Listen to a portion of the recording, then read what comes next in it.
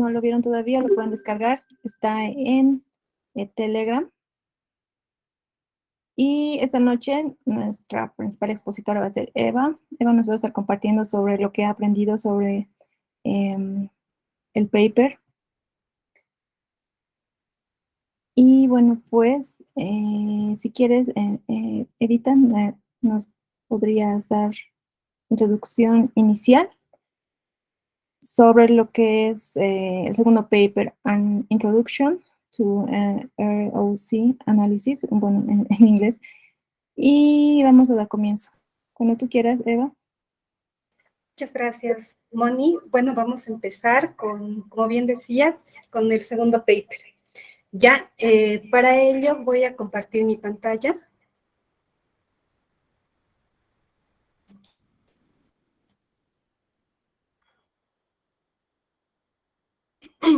Me avisan, por favor, si se está viendo correctamente. Ya, vamos a empezar con el segundo paper. Como bien decías, el segundo paper está relacionado a una introducción a las curvas ROC. Ya, este artículo o este paper ha sido escrito por Tom Fawcett y está disponible a partir del 19 de diciembre del 2005. Básicamente, ¿qué son las curvas ROC? Las curvas ROC dice que son gráficos, ¿ya? Gráficos que generalmente son usados para organizar, clasificar y visualizar el rendimiento de nuestros modelos. ¿Qué tipos de modelos? Modelos de clasificación. Los gráficos ROC generalmente son usados en decisiones de medicina, ¿ya? Pero últimamente también están siendo usados en investigaciones de data mining. Ya, antes de pasar a explicar lo que son las curvas ROC, tenemos que conocer lo que son los clasificadores o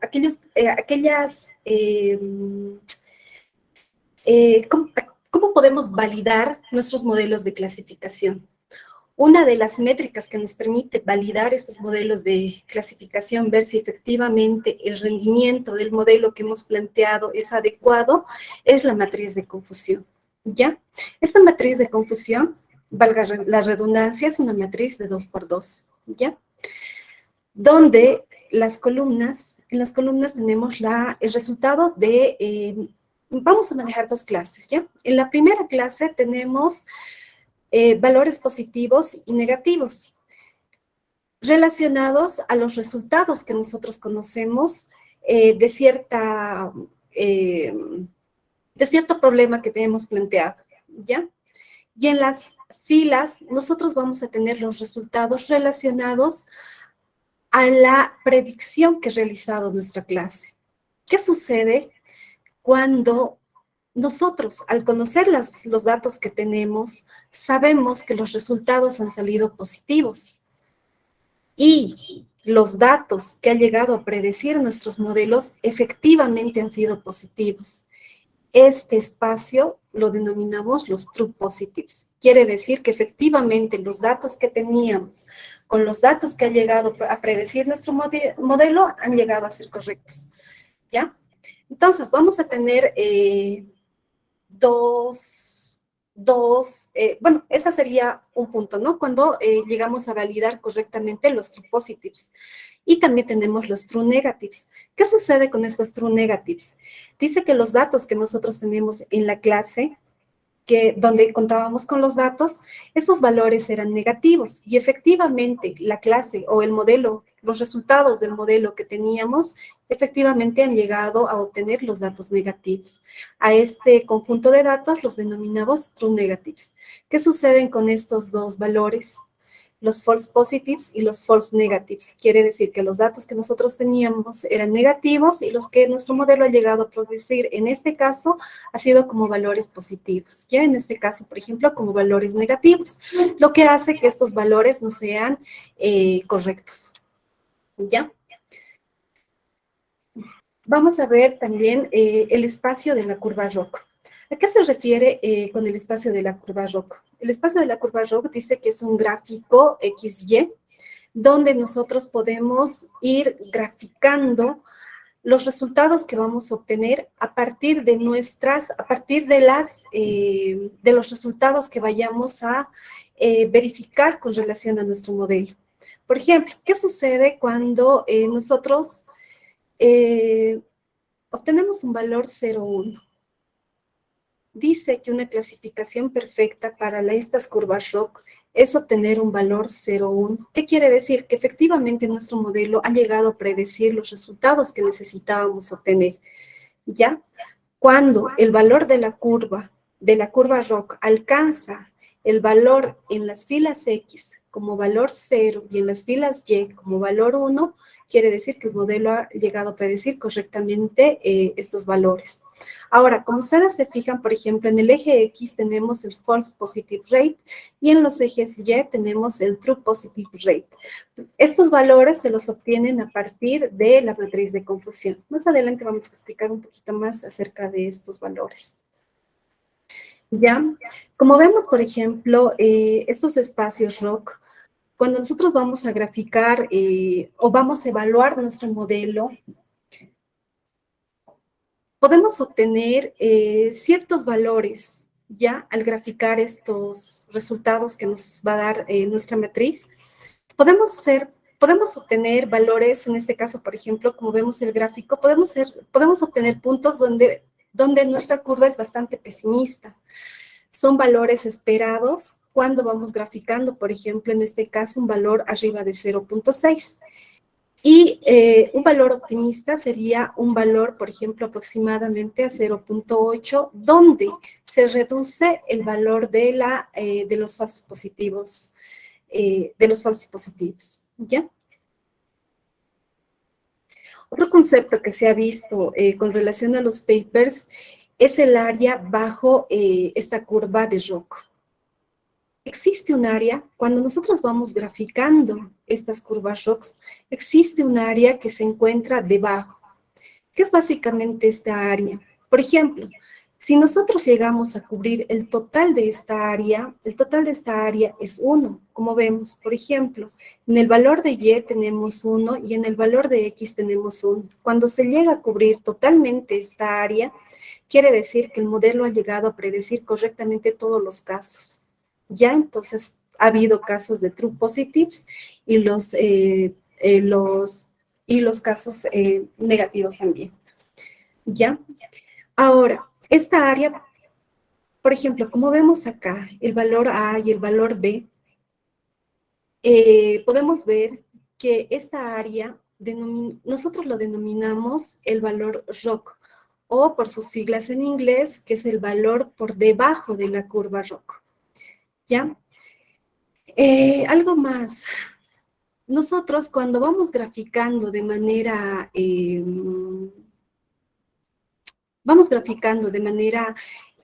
punto a punto cada una de las líneas que hemos ido revisando, podemos llegar a construir una línea diagonal. Ya conseguimos un área del valor de la UC con valor 0,5. ¿A qué se refiere? Si nosotros llegamos a modelar una curva más o menos diagonal, quiere decir que nuestro modelo no llega a predecir completamente los resultados que nosotros esperamos. Es decir, que hay una probabilidad del 50% que los resultados sean correctos y una probabilidad del 50% de que los resultados sean incorrectos. ¿Ya? Para esto vamos a ver un ejemplo de pacientes con cáncer. Como inicialmente decíamos, esta métrica nos permite básicamente medir qué tan fiable es el modelo que nosotros hemos aplicado a nuestros datos. Y como también decía el paper, decía que esta métrica podríamos usarlo en problemas médicos. En ese sentido, tal vez revisando un poquito más de documentación, he podido hallar esta información. ¿Ya? ¿En dónde? Tenemos dos curvas. ¿Ya? En este caso, en la primera curva tenemos queremos determinar qué pacientes o qué porcentaje de los pacientes tiene cáncer y qué porcentaje de los pacientes se encuentran sanos. ¿Ya? Entonces, como vemos, acá tenemos dos clases, ya dos conjuntos de datos, ya. Por ejemplo, todo lo que está en verdecito son aquellas personas que no tienen cáncer, todo lo que está en rojo son aquellas personas que tienen cáncer. Como vemos, existe un punto de choque entre estos dos datos. A este punto de choque, nosotros, para poder medir la fiabilidad de nuestro modelo, tenemos que determinar un punto, ¿ya? Donde vamos a cortar los datos. A estos puntos de corte los denominamos umbral. En este caso, para el ejemplo, este punto de corte lo vamos a poner en el valor 0.5 de las X, ¿ya? Del eje X. ¿Qué sucede? Como por ejemplo, podemos ver en este conjunto de datos, existen datos que llegan a intersectarse, ¿ya? Si bien hemos concluido ese punto medio que es el umbral, vemos que estos datos se llegan a intersectar. ¿Qué sucede con esta área en realidad? A esta área nosotros la vamos a denominar zona no concluyente. ¿Qué se refiere a esta zona no concluyente? Si nosotros verificamos los gráficos, el gráfico, por ejemplo, veamos primero los pacientes con cáncer. Dice que todo este conjunto de datos son los pacientes con cáncer. Todos aquellos puntos, nosotros hemos establecido nuestro punto de umbral en el punto 0.5. Todos estos datos son denominados los true positives. Quiere decir que todos estos datos, el modelo efectivamente ha llegado a predecir de manera correcta que estos pacientes tienen cáncer. ¿Ya? Pero, ¿qué sucede con este espacio? Con este espacio lo que sucede es que el modelo ha llegado a predecir que estos pacientes no tienen cáncer. Sin embargo, nosotros al verificar esta distribución de datos, verificamos que los pacientes tienen cáncer. En este sentido, el valor de esta área, nosotros lo denominamos como los false negatives. ¿Por qué? Porque estamos asumiendo que estos pacientes son sanos cuando en realidad nuestro modelo no ha llegado a predecir correctamente. Lo mismo sucede con esta área, con los true negatives. Con los true negatives podemos ver que estos datos, hasta acá más o menos, se ha llegado a predecir correctamente que estas personas que se encuentran en este conjunto de datos se encuentran sanas. Pero ¿qué sucede? ¿Ha habido algún conjunto de datos que el modelo ha llegado a predecir que estas personas se encuentran con cáncer? ¿Ya? En este caso, a esta área como tal, nosotros los vamos a denominar los falsos positivos. ¿Por qué? Porque les estamos diciendo, tienes cáncer, cuando en realidad no es así, ¿no? ¿Cómo armamos estos datos para esta distribución? Vamos a ver lo siguiente. ¿Recuerdan que estábamos explicando la matriz de confusión? En la matriz de confusión decíamos que teníamos dos columnas donde manejábamos los datos los datos reales, las salidas que nosotros efectivamente conocíamos. Y teníamos también la clase con los datos del modelo que ha llegado a predecir, ¿no? En este sentido, por ejemplo, ¿qué pasa cuando los pacientes efectivamente tienen cáncer? Dice que, según los datos que nosotros conocemos, el paciente sí tiene cáncer. Nuestro modelo ha llegado a predecir que efectivamente tiene cáncer. A esta área como tal, nosotros los vamos a denominar los true positives. ¿Qué sucede en este caso, no? En este caso, nuestro modelo, los datos con los que contábamos, nos decía que no tenía cáncer el paciente, no tenía cáncer, pero el modelo ha llegado a predecir que sí tiene cáncer. ¿Ya? Entonces, ¿dónde nos hallamos acá? Dice que no tiene cáncer. Nosotros sabemos que no tiene cáncer, pero el modelo ha llegado a predecir que efectivamente tiene cáncer. Se encuentra en esta área, ¿no? Y así vamos graficando estos valores de los true positives con los false positives, los false negatives y los true negatives. ¿Ya? Ahora, hablábamos también que nosotros teníamos que graficar un eje X y el eje Y con los valores de estos radios. ¿Ya? Entonces, ¿cómo hacemos? Por ejemplo, para nosotros sacar el valor de la sensibilidad y el valor de la especificidad, nosotros vamos a denominar de la siguiente manera. Los true positive rate, ya lo que veíamos que nosotros graficamos en el eje Y, va a ser igual a ¿qué? A los true positives divididos sobre los true positives más los false negatives. Y lo mismo vamos a sacar para los false positive rate. Ya vamos a dividir los false positives sobre los false positives más los true negatives. Ya, y estos dos valores van a ser los que vamos a graficar en nuestro eje X y nuestro eje Y. ¿Ya? Como por ejemplo podemos ver en esta gráfica, podemos ver, esta es la distribución de nuestros datos. Ya, esto es, esta columna que hemos dividido acá, es el valor de nuestro punto de corte. Ya, como vemos en nuestra curva ROC, por ejemplo, tenemos acá en el eje X estamos graficando los false positive rate y en el eje Y estamos graficando los true positive rate. ¿Ya? Entonces, mientras hagamos variar este valor del umbral, el valor que se va a graficar o el punto máximo que se va a graficar en nuestra curva ROC va a ir subiendo y va a ir variando, ¿no? Para ello, bueno, vamos a ver este ejemplito.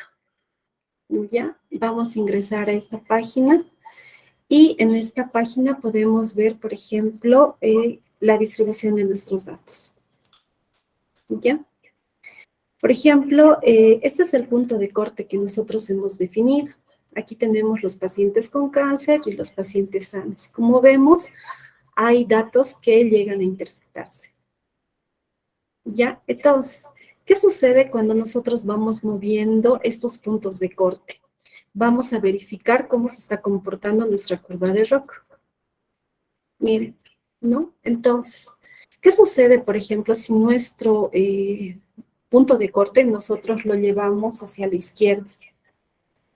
Miren, podemos ver que el valor del punto ROC se va moviendo a la derecha, ¿ya? ¿Eso qué significa?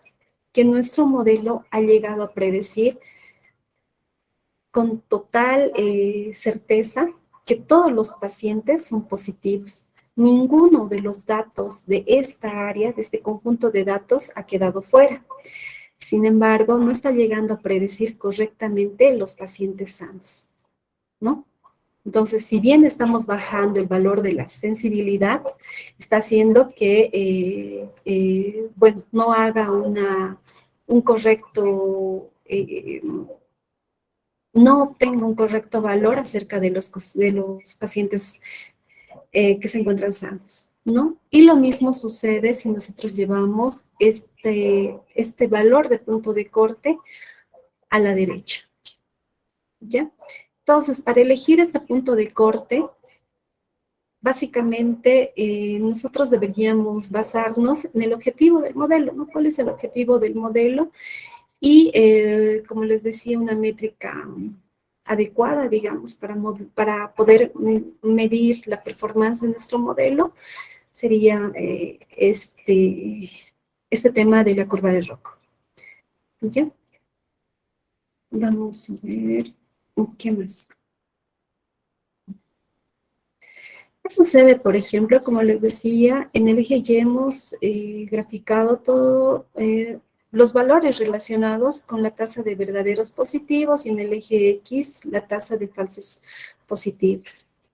Siempre y cuando el valor de este punto de la curva de ROC se aproxime al valor 1 en el eje Y, quiere decir que el modelo ha llegado a predecir correctamente nuestros datos. Entonces, vamos a ir de mejor a peor. ¿Ya? ¿Qué sucede? Como les mencionaba, cuando nuestro modelo o el valor de nuestro AUC, esta área que conforma eh, esta área que nosotros vamos a ir revisando es igual a 0.5. Entonces, quiere decir básicamente que el modelo que hemos empleado no es el adecuado para los datos que queremos predecir, ¿no? Entonces, entre estos, por ejemplo, si nosotros vemos este ejemplo, podemos ver, por ejemplo, empleando un modelo de bosque aleatorio, hemos conseguido un modelo no tan, perdón, no, hemos conseguido un resultado tal vez no tan óptimo como lo estaríamos, como estaríamos consiguiendo con un modelo de red neuronal multiperceptrón, por ejemplo. ¿Ya? ¿Cuál es el valor del AUC ideal? Dice que el valor del AUC ideal es 1. ¿Cuándo se da este valor? Cuando las clases que nosotros tenemos están totalmente separadas. Es decir, que los true positives, aquellas personas que tienen cáncer, están totalmente separadas de aquellas personas que se encuentran sanas. ¿Ya? Como vemos en este caso, el umbral también lo hemos planteado en el valor 0,5. ¿Ya? Generalmente los modelos no llegan a predecir de esta manera, ¿ya? Pero revisando alguna documentación se ha visto que un valor considerado, digamos, óptimo para estas curvas ROC podría ser un valor 0.9, 0.8, ya abajo, digamos, de 0.7, tal vez deberíamos considerar cambiar el modelo que estamos aplicando. En este caso, como vemos, estos valores o estas curvas que tenemos no se están superponiendo. ¿Ya? ¿Cuándo vamos a conseguir, por ejemplo, ese valor de la UC como 0.5? Cuando las curvas se llegan a superponer. Es decir, las personas que se encuentran sanas y las personas que se encuentran enfermas, existe la misma probabilidad, ¿no? Entonces, el modelo que hemos usado básicamente ha llegado a superponer los datos. En ese sentido, este valor no debería considerarse, o deberíamos cambiar de modelo. Ya, también se ha visto otros recursos, tal vez para que podamos también hacer una revisión. Por ejemplo, acá tenemos un ejemplo, vamos a mostrar un ejemplo en Python. Ya, si quieren hacerlo correr, pueden ingresar a esta página y pueden ver con estos datos que estamos mostrando relacionados a un CSV, donde podemos ver un dataset con los datos de estudiantes, ¿ya? En este sentido, en el primer paso estamos importando los paquetes que son necesarios para correr este tema de regresión logística. Importamos los datos, podemos ver inicialmente los datos, los primeros datos, ¿ya? Y bueno, como podemos ver, nosotros vamos a aplicar un modelo logístico, un modelo de regresión logística. Para aplicar el tema de las curvas ROC, vamos a plotear esos datos. Y como vemos, los datos que estamos ploteando es una curva que se aproxima bastante al valor 1. Ya para calcular el valor de la UC, podemos aplicar o podemos ver que el valor que hemos obtenido es un valor 0.9, lo que nos indica que es un valor bastante aceptable para nuestro modelo.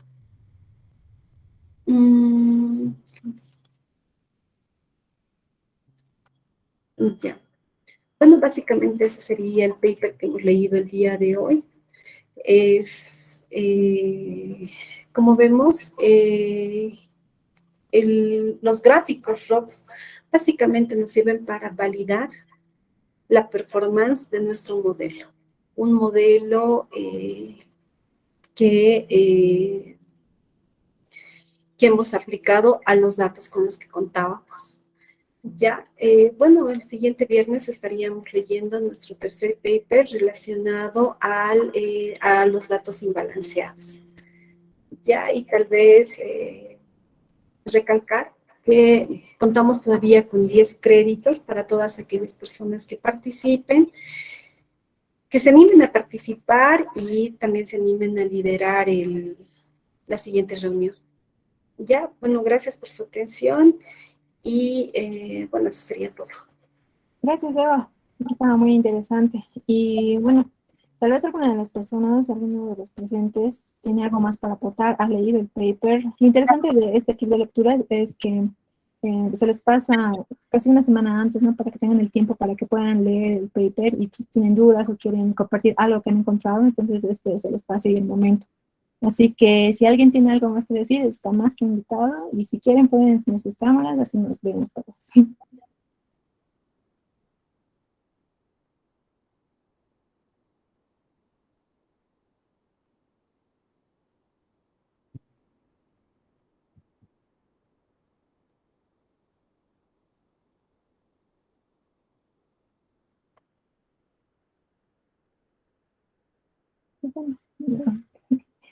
Bueno, esperamos que para el siguiente, igual haya para el siguiente paper, se animen a leer y revisar también. Así que si no hay algún voluntario, alguien. Natalie, no sé si nos puedes ayudar para hacer una invitación a los amigos, a los chicos que se animen a participar. O Ori.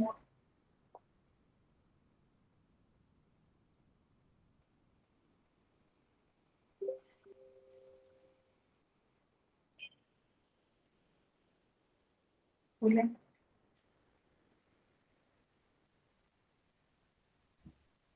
Bueno, gracias Eva, gracias chicas. Sí, realmente es interesante este paper porque estamos viendo una de las formas de evaluar nuestro modelo, ¿no? Em, y bueno, en este club tenemos una lista curada por el, el grupo de Machine Learning de Google. En teoría son papers introductorios, ¿no? Y qué mejor que en este caso hemos visto las curvas ROC. A los que queremos entrar al mundo de Machine Learning es importante que no solamente pongamos el código para generar el modelo y después ya está, ¿no? El valor que tenemos nosotros como Machine Learning Engineers es poder evaluar cuán bien nuestro modelo se está comportando respecto a los datos. Y bueno, como les decía, esta lista de papers son introductorios al área, entonces si alguien se anima a hacer una lectura y liderarla, como en este caso lo hizo Eva, pues bienvenidos, nos pueden contactar y bueno, tenemos créditos, ¿no? Para que todos nos vayamos capacitando. Y la idea de esto es comunidad, eso es lo que queremos armar. Creo que en esta modalidad remota es un poco difícil de conectar, no los estamos viendo. Quisiéramos que tal vez más adelante se animen a prender sus cámaras para que nos conozcamos. Quién sabe, más adelante podemos hacer esta misma lectura de papers, este mismo tipo de compartir, pero en un café o en un cowork, ¿no? Pero trataremos de armar comunidad. Em, sí, Eva, yo tengo una pregunta. Hablas de, por ejemplo, del caso del cáncer, las clases positivas y las negativas. Eh, a qué haces referencia como clase positiva y a qué haces referencia como clase negativa y por qué una es más importante que la otra? Ya. Bueno, según la revisión que se hizo, en el ejemplo que se está planteando, eh, es necesario saber el conjunto de personas, conocer el conjunto de personas que sufren de esta enfermedad, ¿ya? Entonces, para ello es importante aplicar un modelo que logre predecir de manera precisa o acertada todas aquellas personas que sufren de esta enfermedad. ¿Ya? Entonces, el objetivo del ejemplo como tal es predecir todas aquellas personas que sufren de esta enfermedad. Entonces, si nosotros, por ejemplo, nuestro modelo, sabemos que este conjunto de datos, este conjunto de personas no tienen cáncer, este conjunto de personas tienen cáncer y el modelo ha llegado a predecir que tienen cáncer, que están sanas, ¿qué pasa? Que posiblemente posiblemente este conjunto de personas no pueda someterse a un tratamiento adecuado o un tratamiento oportuno para poder lidiar con este mal, ¿no? Es por eso importante aplicar un modelo correcto para este tipo de problemas inicialmente. Y como decías, también poder validar el resultado que lanza o las predicciones que lanza nuestro modelo, ¿no? Entonces, siempre y cuando, qué sé yo, no lleguemos a predecir correctamente o este valor de la curva ROC, el AUC sea bastante bajo, eso nos da una alerta, ¿no? De que nosotros no estamos aplicando el modelo correcto al problema planteado. Deberíamos aplicar tal vez otro modelo, como veíamos, por ejemplo, en una de las gráficas, ¿no? A eso básicamente se refiere, ¿no? Entonces, los true positives serían aquellas personas que efectivamente sufren de esta enfermedad y, como decíamos, los falsos negativos serían aquellas personas que no tienen la enfermedad, que se encuentran sanas. Genial. Y esto es interesante, ¿no? Porque hablan de, y en este caso llamamos clase positiva a los que sí tienen en este caso, la enfermedad del cáncer, ¿no? Y es una clase que nos importa más aprender y que para nosotros, como mencionaba Eva, es más costoso equivocarnos, ¿no? Porque podemos mandar a alguien a su casa cuando está enfermo y debería recibir tratamiento, pero el modelo le está diciendo, no, tú no tienes nada, ¿no? Entonces, ese tipo de errores que son tan costosos son los que tenemos que aprender a evaluar con este nuevo set de métricas que Eva nos ha presentado, ¿no? Como la curva ROC, el F1 score, specificity, el precision, el recall, etcétera, ¿no? ¿Por qué? Porque a veces un simple accuracy, ¿no? Que la accuracy nos mide cuántas instancias los hemos clasificado de manera correcta y más o menos es un porcentaje, no es suficiente, ¿no? Porque, digamos, de los, digamos, 100 pacientes, solamente 2 tienen cáncer o 10 tienen cáncer, ¿no? Si nosotros decimos, ok, mi modelo predice correctamente al 90% de accuracy, ¿no? Pero podemos estar acertando en las personas que no tienen cáncer y en las que sí, puede ser que no estemos ajustando el modelo de manera correcta, ¿no?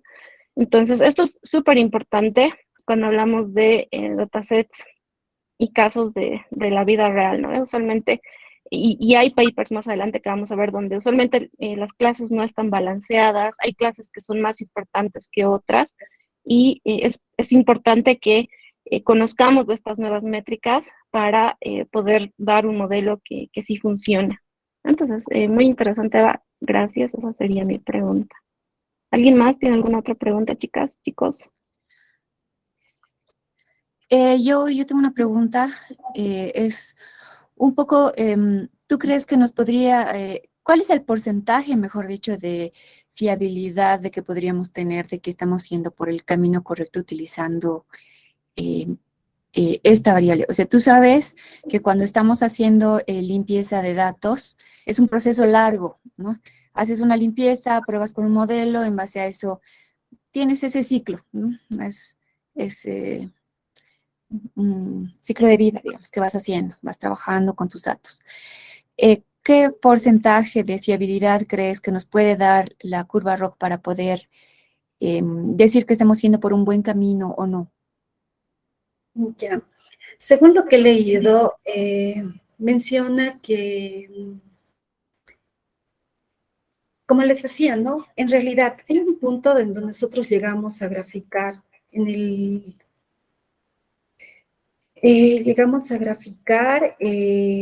eje X y Y, ¿no? Este punto es el punto donde el valor del valor de los false positive rate tiene un valor 0 y el valor de los true positive rates tiene un valor 1. Entonces, siempre y cuando alcance este punto, vamos a llegar a una clasificación perfecta. Ya, vamos a llegar a una clasificación perfecta. En este caso, por ejemplo, para los pacientes con cáncer, si nosotros llegamos a obtener un valor en el eje X como valor 0 y en el eje Y como valor 1, quiere decir que efectivamente nuestro modelo ha llegado a predecir correctamente. Eso por un lado. Por otro lado, el valor del AUC, es decir, ese valor que se encuentra por debajo de la curva, si ese valor llega a tener, es bastante próximo a 1, también es un indicador alentador, ya que nos da, evalúa nuestro modelo, indicándonos que efectivamente el modelo que hemos aplicado al problema planteado es adecuado. ¿Ya? Tal vez no es el modelo, porque podríamos aplicar otros e ir variando, digamos, pero sí sería un indicador importante, o sí sería un buen indicador que nos menciona el valor de la UC, ¿no? Entonces, tal vez resumiendo, siempre y cuando el valor de la UC esté muy próximo al valor 1, es decir, que llegue a cubrir todo el área de nuestra curva, quiere decir que hemos aplicado un modelo correcto y ese valor que está evaluando ese modelo es correcto, ¿no? Es correcto. Básicamente es eso. Entonces, ¿qué sucede cuando el valor del AUC es 0.5, digamos? Por ejemplo, está por acá. Hemos llegado a cubrir solamente estos datos, ¿no? Y como les decía, hay una probabilidad del 50% de que estos pacientes sean sanos o estén enfermos. Entonces tenemos que aplicar otro modelo. Y en temas de medicina, pues sí es un poco delicado, es bastante delicado. Eso sería básicamente hoy. Y entonces básicamente estamos diciendo que si en cada iteración nuestro valor se va aproximando a 0, significa que estamos mejorando en términos de nuestro modelo y de nuestra limpieza de datos. Siempre y cuando nuestro valor de la especificidad tienda a 0 y el valor de la sensibilidad alcance un valor a 1, ¿ya? A toda esta fila nosotros lo vamos a denominar especificidad. A todo el eje X nosotros lo denominamos especificidad y los valores que vamos a ir graficando en el eje Y nosotros los vamos a llamar sensibilidad o recall, ¿ya? Entonces, ¿qué quiere decir? Si tenemos que alcanzar este punto, quiere decir que a menor especificidad, mayor sensibilidad. Entonces, siempre y cuando alcancemos ese punto, el modelo que hemos aplicado a nuestros datos sería el adecuado. Súper.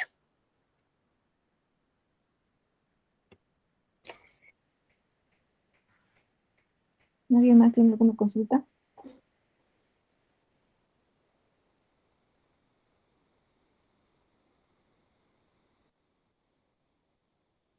¿Alguien quiere aportar algo? Bueno, yo tenía una pregunta, pero ya me la respondiste hace rato.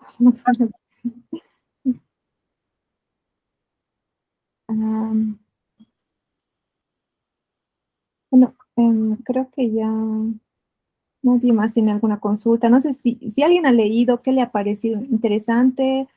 Estaba muy interesante, la verdad, el paper para aquellos que tal vez están haciendo alguna tesis o están haciendo alguna investigación. Es interesante tomar en cuenta el paper y enfocado a salud, sobre todo.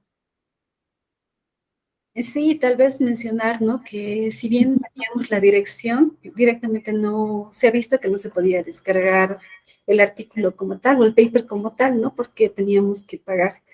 Sin embargo, Natalie nos ha compartido una dirección donde también podemos descargar papers que son de paga de manera gratuita. Entonces, los mismos también les vamos a compartir en el grupo de Telegram para que puedan, tal vez, ¿no? Curiosear e ir leyendo. Gracias, gracias, chicas. Y bueno, creo que no hay más consultas, no hay más dudas. Tal vez, Eva, si podrías ir a la última diapositiva para mostrar el tercer paper. Sí, el tercer paper está relacionado a datos imbalanceados, ¿no? Y también les ponemos la dirección del tercer paper. ¿Alguno de los participantes se anima a liderar la siguiente reunión? Como les decíamos, estamos ofreciendo 10 créditos para los Quick Labs.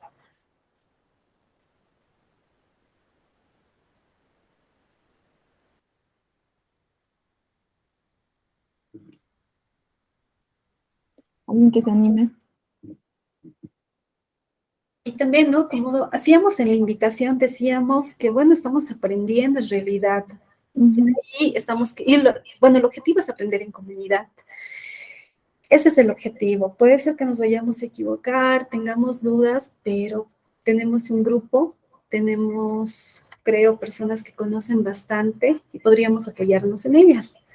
Anímense, chicos, chicas, para poder participar.